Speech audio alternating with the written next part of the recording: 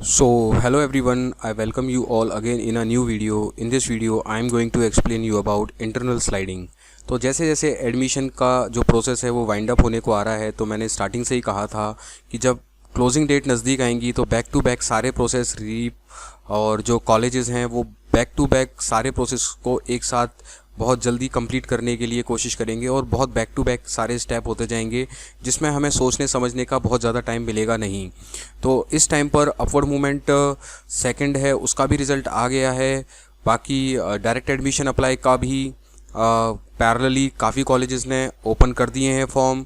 इसके अलावा उस पैरेलली इंटरनल स्लाइडिंग भी फॉर्म ओपन कर दिए हैं, जबकि अभी रिपोर्टिंग नहीं हुई है। तो पैरेलली इंटरनल स्लाइडिंग के भी अप्लाई करने के फॉर्म ओपन कर दिए हैं काफ़ी सारे कॉलेजेस ने, और काफ़ी सारे कॉलेजेस अभी कर देंगे। तो इंटरनल स्लाइडिंग का राउंड भी बहुत इंपॉर्टेंट है एंड फिज़िकल रिपोर्टिंग भी आपको करनी है with in the due time 8 to 12। तो ये जो 8 to 12 की जो डेट्स हैं, इसके अंदर बहुत सारे प्रोसेस पैरेलली होने वाले हैं और आने वाले 5 दिन जो हैं वो काफ़ी क्रूशियल रहने वाले हैं आपको। तो इस प्रोसेस को, जो भी प्रोसेस है, इस प्रोसेस को ध्यान से समझते हुए आपको करना है, जिससे आप अपने लिए बेस्ट चूज़ कर सकें।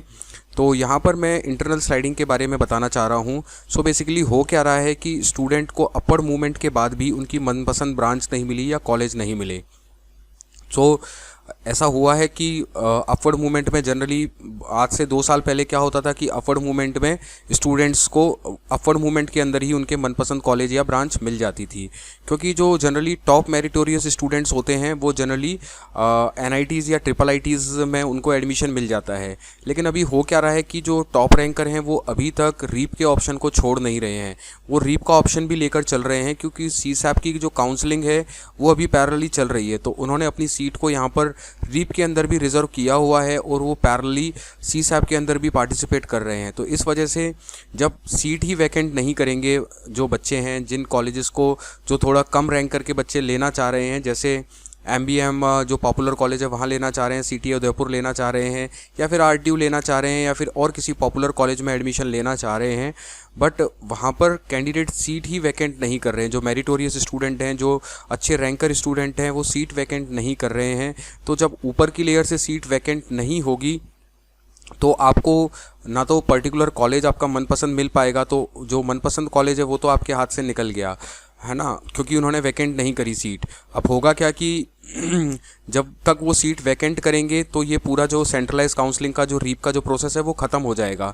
तो फिर जो टॉप के जो कॉलेजेस हैं, आपको सरप्राइज़ होगा कि टॉप के कॉलेजेस में 100 सीटें लगभग अप्रॉक्सीमेटली खाली रह जाएंगी डायरेक्ट एडमिशन के लिए।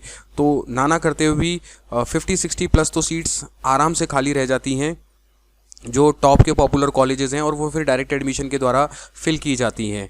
क्योंकि इसका सबसे बड़ा रीज़न यही है कि अभी वो सीट्स को वैकेंट नहीं कर रहे हैं मेरिटोरियस स्टूडेंट, और अभी उनके जो और ऑप्शंस चल रहे हैं पैरेलली, वहाँ पर उनका फाइनलाइज़ नहीं हुआ है। जैसे ही उनका वहाँ पर कुछ फाइनलाइज़ हो जाएगा तो वो रीप की सीट को सरेंडर कर देंगे, और जब करते हैं सरेंडर, तब तक ये रीप का प्रोसेस कंप्लीट हो जाता है, और फिर जो डायरेक्ट एडमिशन का राउंड है उसके थ्रू उनको फिल करना पड़ता है, और काउंसलिंग राउंड के थ्रू जो एलिजिबल स्टूडेंट्स हैं उनको नहीं मिल पाती है।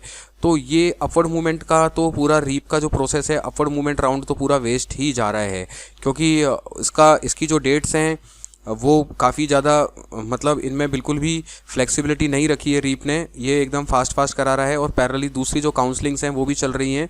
तो स्टूडेंट हमेशा अपने बेस्ट ढूंढने की कोशिश कर रहा है, तो जब उसको बेस्ट मिल जाएगा तभी वो सीट वैकेंट करेगा, और जब सीट वैकेंट होती है तभी अपवर्ड मूवमेंट के अंदर बेनिफिट मिलता है बाकी के जो स्टूडेंट्स हैं। तो अभी जो रीप की जो अपवर्ड मूवमेंट के जो रिजल्ट्स आ रहे हैं उनके अंदर स्टूडेंट्स को इतना बेनिफिट नहीं मिल रहा है, उनकी कंसर्न ब्रांचेस नहीं मिल रही है।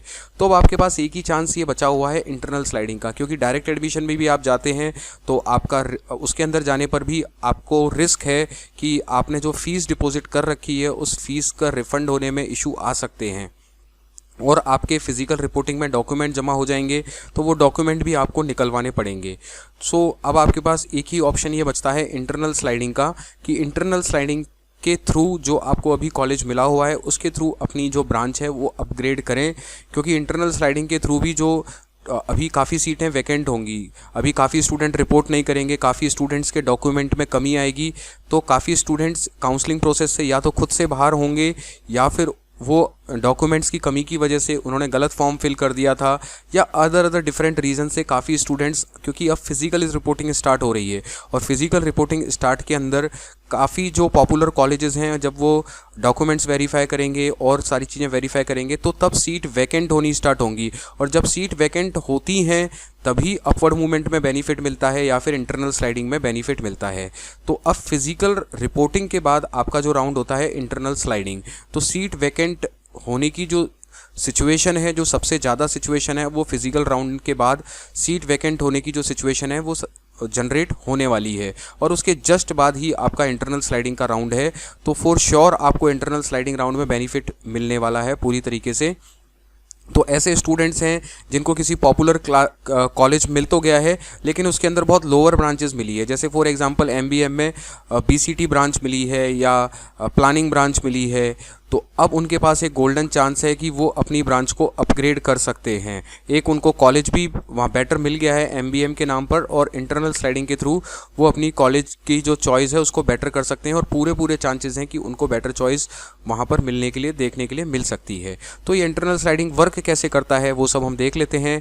इंटरनल स्लाइडिंग बेसिकली जो आपको कॉलेज अलॉट हो गया है उसी इंस्टीट्यूट के अंदर आपको अपनी ब्रांच को अपग्रेड करने का जो चांस मिलता है, उस वाले पार्ट को हम इंटरनल स्लाइडिंग बोलते हैं।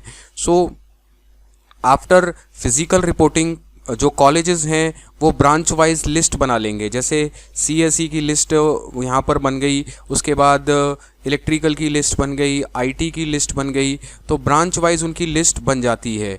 उसके अलावा यहाँ पर मान लीजिए आईटी की लिस्ट बन गई, तो अब देखते हैं कि वो कितनी सीट उसमें वैकेंट हो गई हैं, क्योंकि फ़िज़िकल रिपोर्टिंग के टाइम पर बहुत सारे बच्चे रिपोर्ट नहीं करेंगे, विड्रॉ कर लेंगे, या फिर उनके डॉक्यूमेंट्स में कमी आएगी, तो ये सारी सीटें पूरी तरीके से फिल नहीं होती हैं।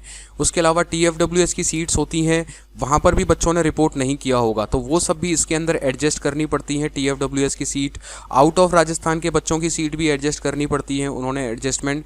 तो देखा जाए तो जो आपको एक ब्रांच के अंदर 60 सीट दिखती हैं वो एक्चुअल में 60 से ज़्यादा होती हैं सुपरनरी सीट्स को मिलाकर, तो उसके अंदर काफ़ी वैकेंट सीट निकलने की जो पॉसिबिलिटीज़ है वो बन जाती है। और हर ब्रांच के अंदर बहुत सारे डिफरेंट रीज़न से कई सारी सीट्स पॉपुलर कॉलेजेस में भी खाली रह जाती हैं।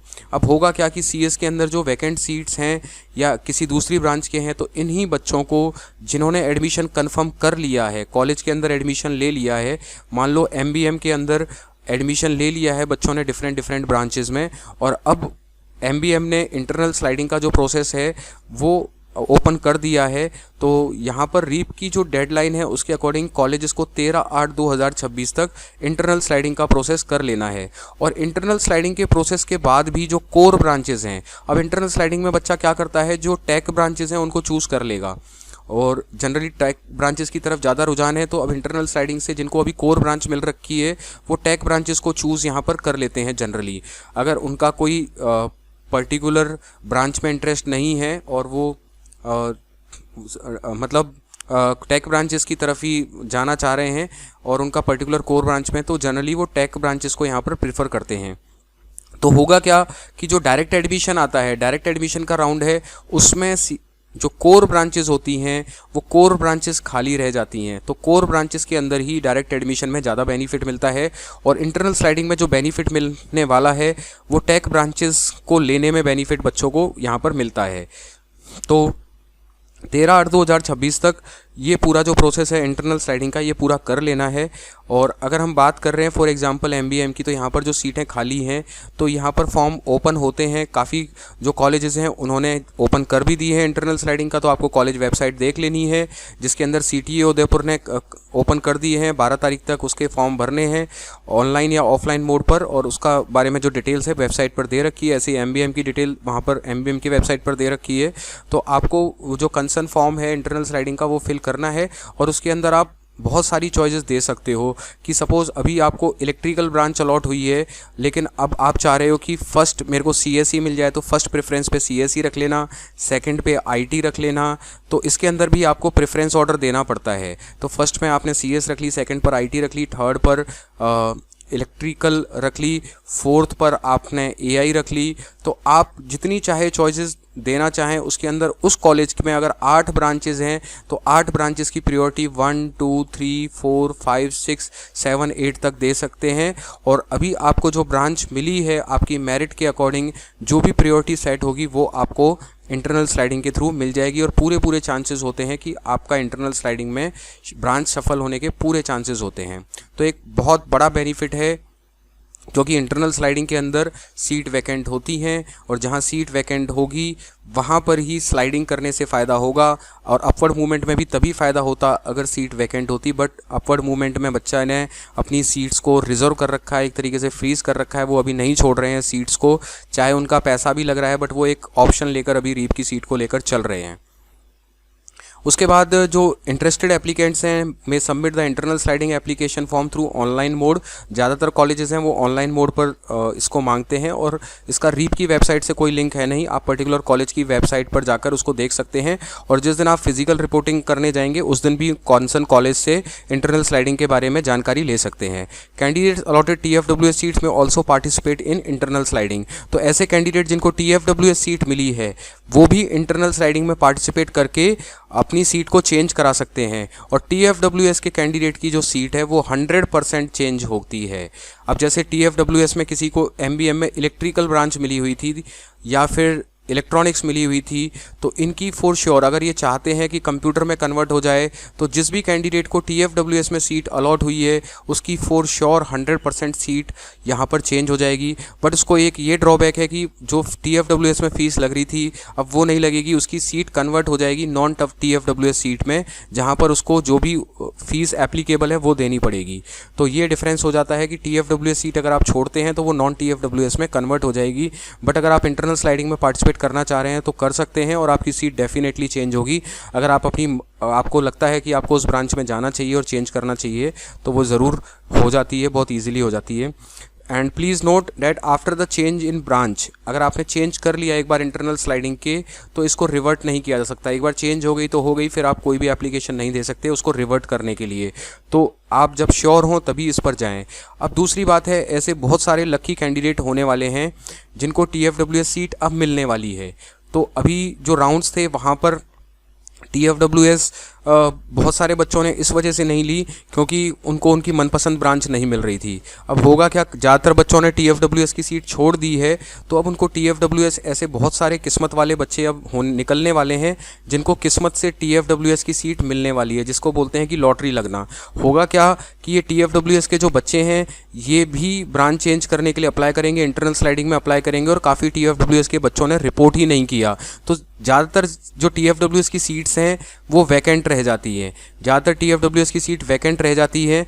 तो फिर कॉलेज क्या करता है कि उस पर्टिकुलर ब्रांच के अंदर, मान लीजिए यहाँ पर CS ब्रांच है, तो कॉलेज क्या करेगा कि इसमें अगर एक भी TFWS फिल नहीं थी और राजस्थान राउंड से सारी सीट फिल थी, तो अगर इसके अंदर 60 सीटें हैं, 120 सीटें हैं, तो 120 पे 6 TFWS की सीट्स होती हैं। तो जो 6 बच्चे हैं, जो टॉप के 6 बच्चे हैं, उनको अपग्रेड कर दिया जाएगा TFWS सीट्स के अंदर। तो उनकी लग जाएगी लॉटरी और उनको कम फीस में एडमिशन हो जाएगा, तो उनको TFWS सीट में कन्वर्ट कर दिया जाएगा। तो ऐसे काफ़ी लक्की बच्चे अब निकलने वाले हैं जिनका TFWS में अपग्रेडेशन होगा। तो उनकी जो फ़ीस है वो लगभग 10,000 के आसपास जो लगती है TFWS की, अगर हम MBM की बात करें तो उनको वो पे करने पड़ेगी। अगर उन्होंने फुल फ़ीस पे कर दी है तो वो जो फ़ीस है जो पूरी पे कर रखी है वो उनकी सेमेस्टर फ़ीस में एडजस्ट हो कॉलेज कर देता है। सो ये एक इम्पॉर्टेंट पॉइंट है, आपकी जो फ़ीस है वो एडजस्ट हो जाएगी। उसके बाद इंटरनल स्लाइडिंग है, सेम कॉलेज में आपको अपग्रेड करना है सीट को, उसके लिए इंटरनल स्लाइडिंग होती है। 13/8/26 तक कॉलेज को ये कंप्लीट करनी है और ये सेम इंस्टीट्यूट में ही होती है जिसमें आपने एडमिशन फाइनल किया है, उसके अंदर ही कर सकते हैं आप। और मेन जो रीप के जितने भी काउंसलिंग राउंड्स हैं, जो लास्ट राउंड था अपवर्ड मूवमेंट सेकंड, उसके कंप्लीट होने के बाद ही इंटरनल स्लाइडिंग होती है। और इंटरनल स्लाइडिंग के बाद जो वेकेंट सीट बचती हैं उस पर डायरेक्ट एडमिशन होता है। उसके बाद ये वर्क कैसे करता है, institute prepares list of vacant seat, जैसा मैंने आपको बताया। इंटरनल स्लाइडिंग फॉर्म आपसे फिल कराया जाता है, मेरिट एंड प्रेफरेंस के बेसिस पर आपको सीट अलॉट कर दी जाती है। एंड प्रीवियस ब्रांच है वो आपको सरेंडर करनी पड़ती है, वो आपको से ले ली जाती है, वापस वो आपको नहीं मिलेगी। उसके अलावा आप फॉर एग्जांपल मान लीजिए ये 3 स्टूडेंट्स हैं, इनका केस स्टडी लेकर देख लेते हैं। ये 3 स्टूडेंट्स हैं और इन तीनों स्टूडेंट्स को ये एक कॉलेज मिला है। सपोज़ इनको इलेक्ट्रिकल मिला था, तो ये इलेक्ट्रिकल से चेंज करना चाह रहे हैं, तो अपना प्रेफरेंस इन्होंने फर्स्ट प्रेफरेंस ये दिया, सेकंड ये दिया, थर्ड ये दिया। इन्हें सी मिला था, इन्होंने फर्स्ट सेकंड थर्ड, आप कितने भी प्रेफरेंस दे सकते हैं, जितने देना चाहें उतने प्रेफरेंस दे सकते हैं। और अगर आपकी मेरिट अलाउ करती है और आपकी मेरिट के अकॉर्डिंग आप उस प्लेस पे ब्रांच में फिट बैठते हो, तो वो ब्रांच चेंज हो जाएगी आपकी। और अगर अभी नहीं होती है तो आप फर्स्ट ईयर के बाद भी ब्रांच चेंज कर सकते हो। फर्स्ट ईयर के बाद भी कुछ रूल्स एंड रेगुलेशन के अकॉर्डिंग, जो मैंने वीडियोस में बता रखा है उसके अकॉर्डिंग, फर्स्ट ईयर का रिजल्ट आने के बाद भी आप ब्रांच चेंज कर सकते हो। उसमें भी कुछ परसेंटेज ऑफ सीट फिक्स रहती हैं जिन पे ब्रांच चेंज की जा सकती है। उसके लिए मैं अलग से एक वीडियो बना दूंगा, जब आपका फर्स्ट ईयर कंप्लीट हो जाएगा तो वो अवेलेबल हो जाएगा कि फर्स्ट ईयर में किस तरीके से ब्रांच को चेंज कर सकते हैं। उसके बाद जो कॉलेजेस हैं वो अपने अपने तरीके से ऑनलाइन या ऑफलाइन फॉर्म फिल करवाते हैं इसके लिए, इंटरनल स्लाइडिंग के लिए। तो इस तरीके से आपको प्रायोरिटी फिल करनी पड़ती है कि आपकी जो प्रायोरिटी है फर्स्ट पे क्या है, सेकंड पे क्या है, थर्ड पे क्या है, फोर्थ पे क्या है, वो प्रायोरिटीज़ आपको भरनी पड़ती है। इनिशियली आपको जो डिटेल्स हैं वो आपको फिल करनी पड़ती हैं और इनिशियली क्या ब्रांच मिली है वो आपको बतानी पड़ती है। फिर आपकी प्रायोरिटीज़ क्या हैं वो उसमें फिल करनी पड़ती है। फिर उसके अकॉर्डिंग कॉलेज फ़िल्टर कर उसमें आपको मेरिट के अकॉर्डिंग ब्रांच में शिफ्ट करता है। इसी प्रोसेस को इंटरनल स्लाइडिंग बोलते हैं। ये एक सिनारियो है, जैसे मैकेनिकल में आपने एडमिशन लिया, wants to shift in computer, if seat is available, आप तो इंटरनल स्लाइडिंग में सीट अवेलेबल है तो आपको मिल जाएगी। आपकी मेरिट उस अकॉर्डिंग फिट बैठ रही है तो वो आपको मिल जाएगी। तो कैंडिडेट अलॉटेड TFW सीट में ऑल्सो पार्टिसिपेट, जैसा मैंने बताया है ना, ये सब भी आप कर सकते हो। उसके अलावा considering general category, reservation category on the corresponding category vacancy based on rip merit. तो यहाँ पर जो कैटेगरी का प्रोविजन है, रिजर्वेशन का क्राइटेरिया, वो यहाँ पर कंसीडर करके ही सीट्स का अलॉटमेंट किया जाता है। And candidate can fill maximum branches in order of her choices. तो मैक्सिमम ब्रांचेस की बात करें तो एक कॉलेज में 8 से लेकर 10 ब्रांचेज होती हैं।